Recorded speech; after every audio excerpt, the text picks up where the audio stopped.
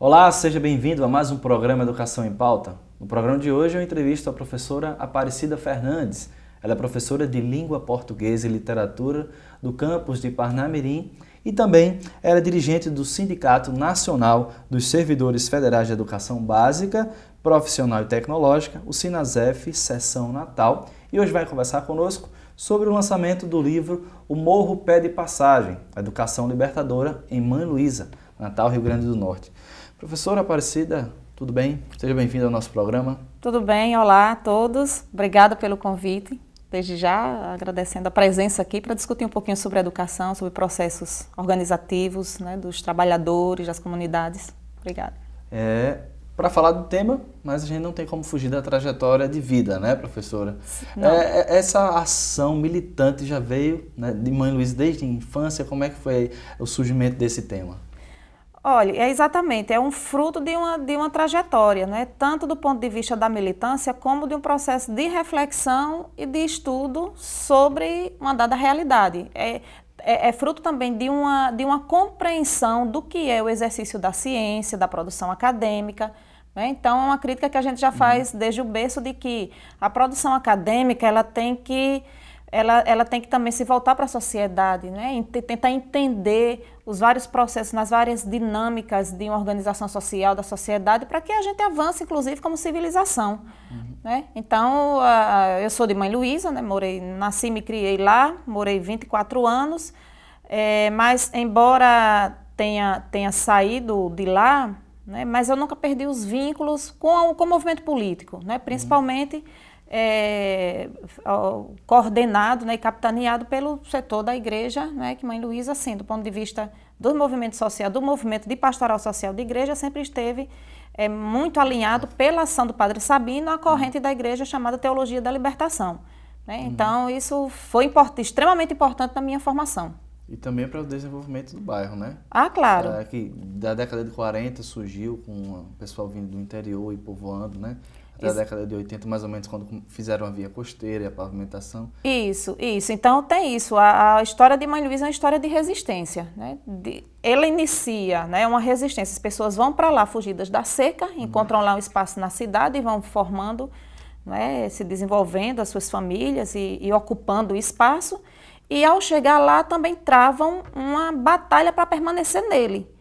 Especialmente, aí você coloca uma questão importante, que é a construção da via costeira, porque ali se vê como um potencial de desenvolvimento turístico. E Mãe Luísa está ali encravado no meio, né? De um lado o Parque das Dunas, do outro o Oceano Atlântico, né? A praia e os bairros de Tirol e Petrópolis. Sem falar que é um bairro mais humilde dentro de, como se fosse realmente preso. Exatamente, dentro de uma área nobre. Está numa área nobre. Preta, né? Então, por si só já é uma área de resistência, né, para sobreviver. Sim, mas teve que garantir não só na luta, mas a luta ela teve que evoluir para pautar do ponto de vista da legislação. Então, os processos organizativos de Mãe Luísa conduziram que a comunidade pautasse no plano diretor em 94 de incluir o bairro como área especial de interesse social. E para isso se requer um processo intenso de negociação e digamos assim, de captação de um conjunto de forças da sociedade. Por exemplo, a universidade, através do projeto de extensão do Departamento de Arquitetura, com seus estagiários, foram de fundamental importância para isso, porque houve capitanearam o estudo do bairro e fizeram a proposição da lei, né? Pessoas ligadas ao direito, né?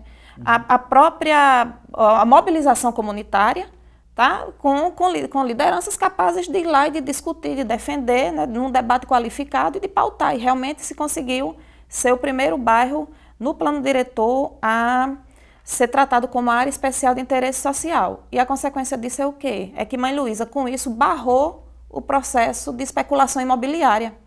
Então, toda vida que tem um plano diretor é um momento muito tenso com o setor imobiliário, porque o tempo todo o último processo, em 2007, inclusive, levou à Operação Impacto. Isso eu registro, inclusive, nesse livro. Querendo ou não querendo, é uma área nobre. Né? É uma área nobre. A imobiliária quer comprar lá na Exatamente, subida. Né? Exatamente. E assim, as pessoas não querem. Dizem assim, não, a gente construiu isso aqui, o bairro é nosso, né? A gente mora aqui, perto do trabalho, né? De escola, dos equipamentos sociais, perto de praia, né? Que é o lazer que tem acesso. Então, quer dizer, a comunidade permanece lá por isso. Tá? Porque se não tivesse esse processo de organização, certamente Mãe Luísa já estava tomada de espigões, né? Aquela população toda já estava aí formando outras favelas em rincões aí da cidade, não se sabe onde. Né? Pois é, outra migração. E essa pesquisa, além dessa sua militância de jovem, né, ela foi também o tema da sua dissertação em Ciências Sociais. Conta pra gente um pouco como foi esse início realmente acadêmico dessa história, dessa análise. Eu sou formada em letras, né? Mas, por exemplo, já no curso de letras eu era bolsista de iniciação científica do NEPAM, que é o Núcleo de Estudos na Área da Mulher. Então, já era um núcleo que era coordenado por uma professora do Departamento de Letras, né, a querida professora Constância Duarte, e que já discutia essa questão de gênero. Né? Então, pronto, já tinha um viés assim. E são as áreas de quem eu me aproximo, né? Da área da linguagem, da literatura e por força da militância, das ciências sociais e da minha atividade como educadora da educação. Tá? Então, são as áreas em que eu transito. Então, quando eu terminei a pós-graduação, aliás, quando eu terminei o curso de letras, a pós-graduação em letras ainda engatinhava, ainda estava assim, né, se organizando. E eu já tinha um projeto, já me inquietava, por exemplo, o olhar das pessoas de fora sobre Mãe Luísa, sobre quem morava Mãe Luísa. Né? Então, assim, a gente descia, estudava lá quando era para fazer ensino fundamental, ensino médio, descia Mãe Luísa, né? A gente dizia, vou estudar lá embaixo. Né? E olhar, quando você dizia eu moro em Mãe Luísa e tudo mais, as pessoas tinham um olhar diferente e também nos espaços da cidade de organização, do movimento sindical, em outros espaços de organização social, as pessoas sempre tinham Mãe Luísa como uma referência. Né? Poxa, pessoal de Mãe Luísa, não sei o quê. Isso começou a me inquietar. Né? Então, e Mãe Luísa realmente tinha, porque você está um centro urbano com uma organização social que mantendo laços muito, muito estreitos de coesão, né? Social e tudo mais, né? Então, isso me inquietava. Então, a minha dissertação de mestrado, eu fiz um projeto exatamente para investigar de onde vem isso, o que é que explica aquilo ali, por que esses laços não são fragmentados ou totalmente, muito mais individualistas, como se acontece nos centros urbanos. E aí eu fui atrás dos velhos de Mãe Luísa, né? Eu trabalhei com história oral e fui resgatar um pouco o processo histórico da ocupação desde os anos 40, poucos trabalhos, aliás, quase nenhum sobre Mãe Luísa. Tem um trabalho que é referência do professor Fabrício Leitão, da arquitetura, que falava sobre a moradia. E resgatou um pouco, né, o processo um pouco, né? Mas aí eu tive mais riqueza eu encontrei gente que chegou em Mãe Luísa nos anos 40, né? As pessoas, os velhos contando como é que foi, como era a vida. Então isso tornou muito mais vivo. Né? E a gente percebeu... Não existia praticamente nada, luz, não tinha nada, né? Então você acha que isso fez ressaltar essa importância, esse vínculo social do ambiente, como se fosse o início de uma família, né? E assim, as relações familiares muito presentes, porque aí tinha uma família enorme, né? E o filho casava e constrói aqui perto do pai, né? Ocupa aqui esse terreno, ou um outro dá um pedacinho para aqui, e assim foi se formando a partir muito dos laços familiares mesmo. Então isso deu uma coesão social, que na sociologia, né, os traços do tipo de relação social que é da comunidade, muito presente. E também tem o lado que a própria sociedade e talvez também o próprio comércio tenha colocado, que apesar de Mãe Luísa não ser um dos bairros mais violentos, tem esse imaginário social, né, de que Mãe Luísa é um bairro muito violento. Quem mora lá estuda sobre lá. Mãe Luísa é um bairro violento, professora? Olha, Mãe Luísa exatamente pela carência, pelo descaso do poder público, por falta das políticas públicas de educação de base, por falta de investimentos na área social, tem problemas como toda periferia tem, tá? Mas em Mãe Luísa não só tem marginal. Pois é. Certo? Mãe Luísa tem cidadãos marginalizados. Né? Tem cidadãos marginalizados. E nada que o investimento na educação, em espaços de cultura, de lazer para o jovem, que não resolva a longo prazo. Isso não só, mas no país todo. Tá? Então, assim, quando os governos, né, os prefeitos começarem a realmente, né, a população começar a dar esse empurrão de realmente eleger pessoas comprometidas em investir na área social, e não somente nos interesses dos seus pequenos grupos, essa realidade vai ser mudada. E a gente tem um ginásio lá em Mãe Luísa que é um fruto de uma luta dessa.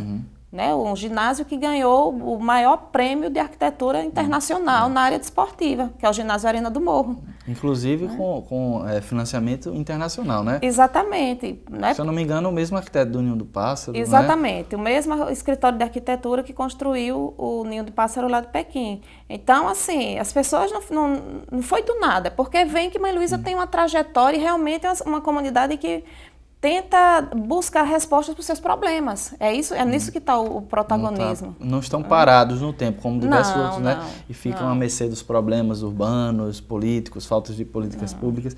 Mas o livro é um exemplo disso também, né, professora? Conta a história do padre Sabino e toda a mudança social que provocou, né? Conta pra gente um pouco como foi, então, essa migração da parte da dissertação para o início da tese, diga.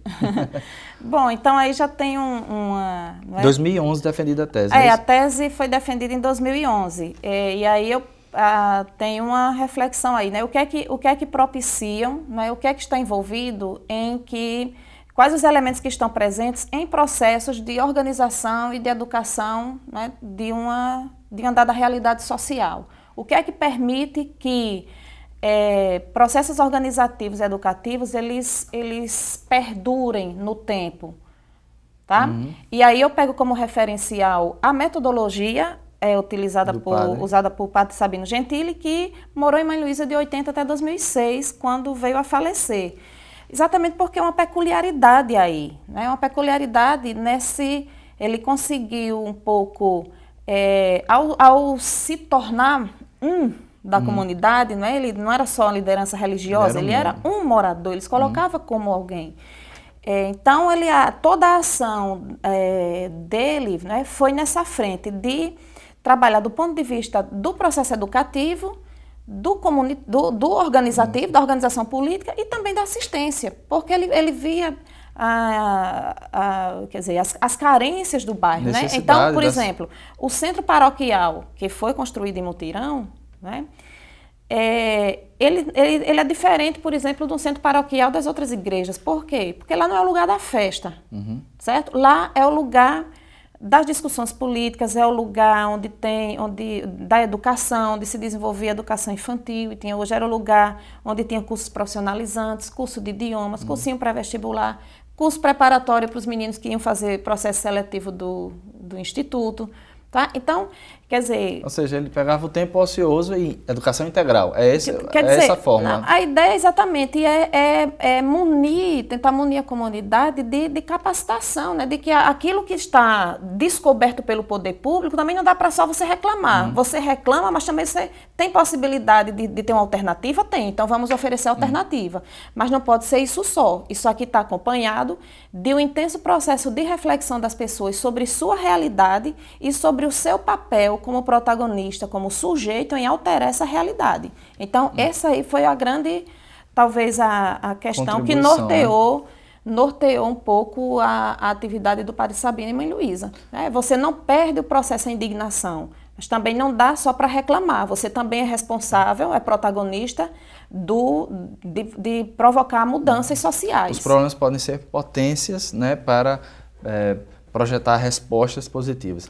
Professora, dentro da metodologia, né, usada para a publicação desse livro, tá, e para a sua tese também, a senhora conta a história do padre Sabino Gentili, né, considerado por alguns moradores como o profeta do morro, né? Sim. Conta um pouquinho para essa contribuição, né? Da década de 80 ele chegou em Mãe Luísa, mas ele veio antes para o Brasil, né? Italiano, como é que... Sim, sim. O Sabino ele veio para o Brasil já em várias situações. Ele já veio para o Brasil para aprender a língua, né, para cumprir tempos de estudo. Isso já nos anos 60. Ele esteve em Jaboatão dos Guararapes, ele esteve em como é o nome? Carpina, eu acho que é Carpina, Pernambuco. Né, cumprindo anos de tirocínio, como que se chama na linguagem dos seminários, como seminarista. E depois ele veio para cá, já nos anos 70, como diretor do Salesiano. Ele era da congregação salesiana. Né? Então ele foi diretor do Salesiano até final dos anos 70, mas já estava assim no Salesiano, mas já em processos também atuando fora da escola, do colégio. Né? Por exemplo, ele articulou aqui no Rio Grande do Norte e no Nordeste a Pastoral da Juventude do Meio Popular. que foi uma, digamos assim, uma dissidência da Pastoral da Juventude. Por quê? Por uma compreensão dentro do movimento de igreja. A Pastoral de Juventude, ela tinha um viés muito mais burguês, mais elitista, e assim, os temas dos filhos dos trabalhadores não eram respaldados nessa discussão. Né? É a discussão. Então, se formou a Pastoral da Juventude do meio popular, né? Que agregava a juventude da periferia e os filhos dos trabalhadores rurais. Então, ele foi um articulador disso, foi um articulador da Pastoral Operária.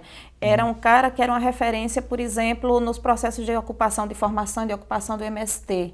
Né, para as negociações. Era um outro que estava também, alguém que estava ajudou a muitas chapas de oposição sindical, né, no processo de redemocratização nos anos 80. Então, ele era um referencial aqui, era alguém da igreja, que era um intelectual da igreja também, mas com um compromisso muito forte com as causas dos trabalhadores. Então, ele tem essa referência no movimento político da cidade, né, tanto no movimento político dos partidos de esquerda, como também para o movimento sindical.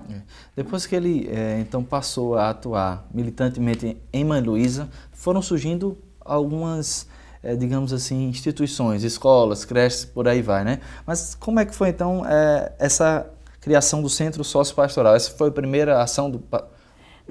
Quando ele chega em Mãe Luísa, as coisas já estão acontecendo, né? Por exemplo, há uma efervescência muito grande exatamente por conflitos da ocupação do espaço, porque os chamados fiscais da prefeitura estavam o tempo todo derrubando os barracos. Ele chegou em 84? Ele chegou em 80. 80. Tá? Então, ele já se envolve com essa questão da moradia, né? Com experiências, inclusive, de moradores de determinadas localidades em situações muito críticas, né? E que tentam barganhar com o governador, com o prefeito, ainda biônicos, né, que não tinha eleição ainda, para melhoria da situação. Né? E uma briga intensa de gente que vinha para Mãe Luísa, que estava tomando posse de terreno e que vinha o fiscal da prefeitura e derrubava. Né? Em Mãe Luísa, por exemplo, é um nome que é muito lembrado pelos mais antigos, que se chama Eliseu Satanás, que essa é uma figura folclórica, porque o pessoal no imaginário da comunidade, eles dizem assim, esse cara não tinha dó nem piedade, não queria saber se tinha idoso, se não quiser, não. Só que era assim, né? Derrubava de dia, o povo de noite levantava. Né? Isso não parou. Então, ele já foi se envolvendo com essas causas. A construção do centro pastoral, não tinha igreja, não tinha um processo. Ele rezava, celebrava as missas em escola, né, nas escolas do bairro, né, conversava com as pessoas na rua, tá, se organizava. Então, a construção do centro sociopastoral foi, inclusive, em regime de mutirão. Já houve um processo de mobilização exatamente dizendo assim, isso aqui não é uma coisa da igreja, é uma coisa da comunidade. Mas né? Essa educação libertadora dele já começava aí, né?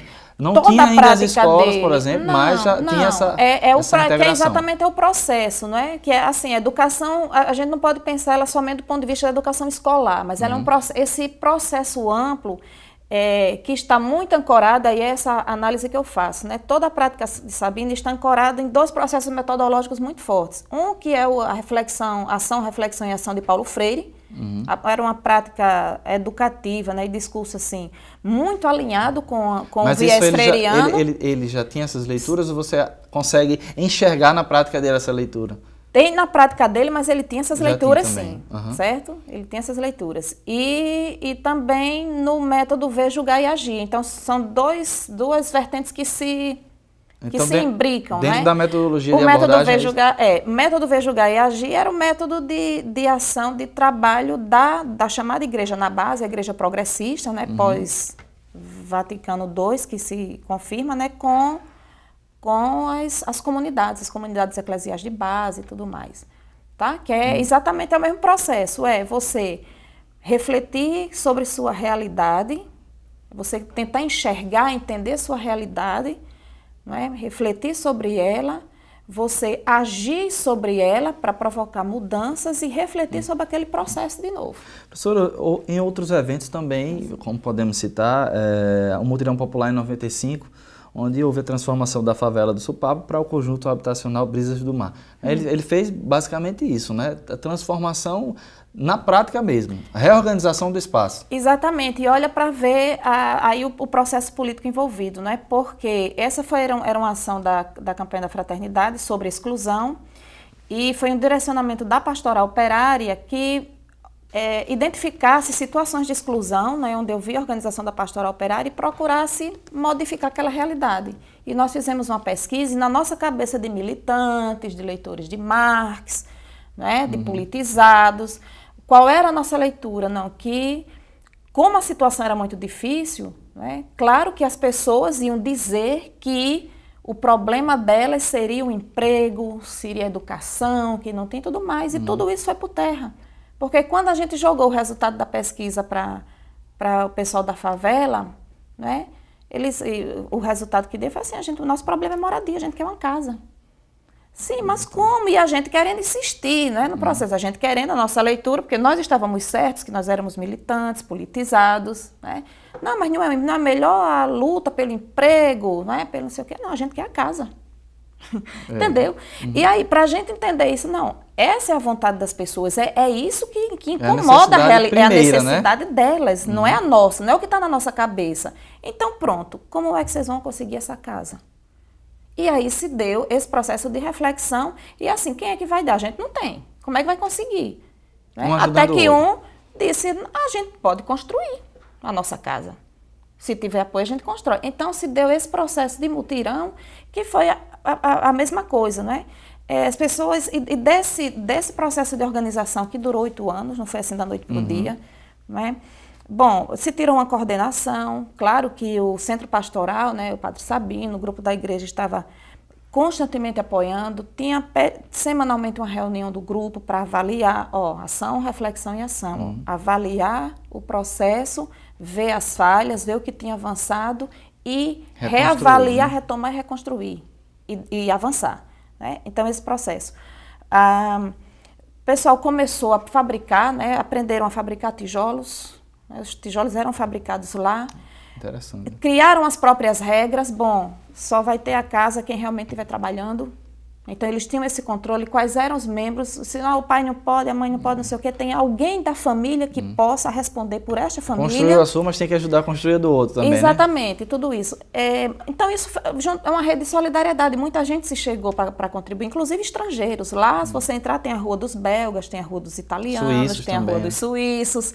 Né? Porque exatamente, muitos isso agregou, inclusive, uma solidariedade internacional e local, né? O pessoal fez exposição, foi para o Hiper, colocou, a gente está querendo construir uma casa, fez um folder, tentou angariar recursos e também provocou a prefeitura, né? Porque é exatamente esse entendimento, tem uma responsabilidade aqui, isso tem uma falha, isso acontece, tem a favela, porque tem uma falha no sistema, no setor público. Então, a comunidade está se dispondo a fazer a sua parte. A fazer a sua parte. Agora, o poder público, a prefeitura tem que fazer a dela.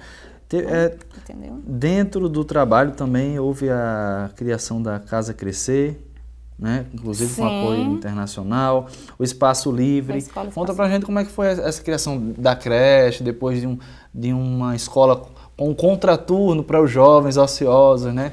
Pronto, Conta tudo isso aqui nesse texto, né? Sim, conta. A primeira coisa foi a Escola Espaço Livre, que é a Escola de Educação Infantil, né? Por quê? Falta de creche, o país ainda vive essa deficiência, né? Então, pela primeira vez, a presidenta, inclusive já no primeiro mandato, lançou o projeto Brasil Carioso e finalmente, porque isso é uma pauta do Movimento dos Trabalhadores em Educação, há muitos anos, muitos anos. Então, assim, onde que os filhos dos trabalhadores ficavam? Né? Não tinha creche. As mães, cada vez mais as mulheres precisando, né, chefiando família, especialmente as mulheres mais pobres, as mães de família não tinham onde deixar o filho. Então, isso era uma carência muito grande, mãe Luísa. Sabino também era formado, ele também era pedagogo, né? Além de um monte de coisa, ele também era pedagogo. Então, a coisa da educação sempre foi uma prioridade. Então, ele fundou, né, com a ajuda, fundou a Escola Espaço Livre. E ela existe até hoje, que é uma escola de educação infantil. A partir daí, foi se percebendo também a dificuldade de crianças com problemas de desnutrição. A partir da própria Escola Espaço Livre, né, de que isso afetava a aprendizagem. Se formou a Casa Crescer, a primeira atividade foi exatamente por essa, para dar um reforço às famílias que tinham crianças em situação de desnutrição. Então, foi criado o projeto Amigos da Comunidade, que tinha visitadoras, né? Ion era médico, não é? Começou a atuar em Mãe Luísa, era um cara que já vinha do movimento estudantil, né? Estava fazendo residência em pediatria e teve esse acompanhamento. Quando esse projeto durou 10 anos, né? Acompanhava tanto as famílias com crianças até 1 ano, quanto as mães gestantes. Quando se conseguiu vencer, né, esse trabalho ajudou, inclusive, a maternidade Januário Cico a ter a ganhar um prêmio no Unicef por atingir a meta, né, de um trabalho de desenvolvimento e redução da mortalidade infantil. Então, a mortalidade infantil em Mãe Luísa é vencida, inclusive chega a nível de primeiro mundo, né, aos índices colocados exatamente em função desse trabalho. Então, a Casa Cresceu, a primeira atuação dela foi essa. Só que aí se começou a perceber também as crianças que estavam na escola formal, mas tinham dificuldades de leitura, de escrita e de matemática. Então, quando foi vencido esse processo, a Casa Crescer foi se formalizando para atender as crianças como reforço escolar. Então, começou a atender como uma escola de segundo turno. Então, a criança com dificuldade, o adolescente, né, até 15 anos, com dificuldade na escola, num turno ela está na escola formal, no turno contrário ela vai para a Casa Crescer. E lá ela tem reforço escolar, mas também atividades artísticas, esportivas, tá? Também uma forma de tirar a criança do contato com o risco, né? Com a rua, com a droga. É um esforço que vem se fazendo. E assim, a procura é enorme. Tem outros projetos, né? Também como Espaço Solidário para os idosos. Mas assim, infelizmente o nosso tema já está esgotadíssimo aqui, o tempo, na verdade, né? O tema a gente poderia conversar ainda horas e horas, e parabenizo a professora pelo trabalho, né? Pelo resgate, como se fosse um resultado, né? Saiu de Mãe Luísa, mas está dando também a sua contribuição e ainda dará por muitos, muitos anos. Mas nesse tempinho que falta, como é que quem está em casa pode ter acesso a esse livro, professora? É um livro com dois selos. Como é que eles têm acesso a esse livro? Bom, primeiramente tem acesso comigo, tá? Por enquanto, a gente fez o lançamento dia 24 no IFRN da Cidade de Alta. Tem uma proposta do professor Willington de fazermos um lançamento na cooperativa, não é? A professora Narla disse, vamos fazer um lançamento aqui no IFRN, ali no Museu de Minérios. Então, a gente vai organizar isso, mas quem quiser adquirir pode entrar em contato comigo, ou pelo Facebook, Aparecida Fernandes, né, mandar uma mensagem inbox, ou pelo meu telefone, que é o WhatsApp, 98897-1216. E eu queria só registrar que isso foi uma parceria, um edital, a publicação foi possível, por um edital de coedição com a Fundação Biblioteca Nacional, né, que era, inclusive, um edital para autores negros. Tá? Então, eu finalmente na minha vida, depois de ralar tanto, consegui entrar nas cotas, né? Que na minha época não tinha nada disso. Mas era assim, a gente tinha que ter uma editora, e a editora fazia o projeto, né? Pegava o texto, tinha que mandar o texto para avaliação, e assim, dentro de um universo de tiragem, a Biblioteca Nacional compraria X exemplares. Tá? Então, assim, não é um livro que tem o subsídio total. Toda a publicação foi a gente que bancou, foi a editora. E aí, por isso que ele tem 2 selos, né? Tem um selo o ISBN, na verdade, da Caravela Selo Cultural, que é a editora daqui, e da Biblioteca Nacional. Ok, professora. E você de casa, muito obrigado pela sua audiência. A gente se vê na próxima semana com mais um programa Educação em Pauta, no mesmo horário, pela TV Câmara. Até lá. Tchau, tchau.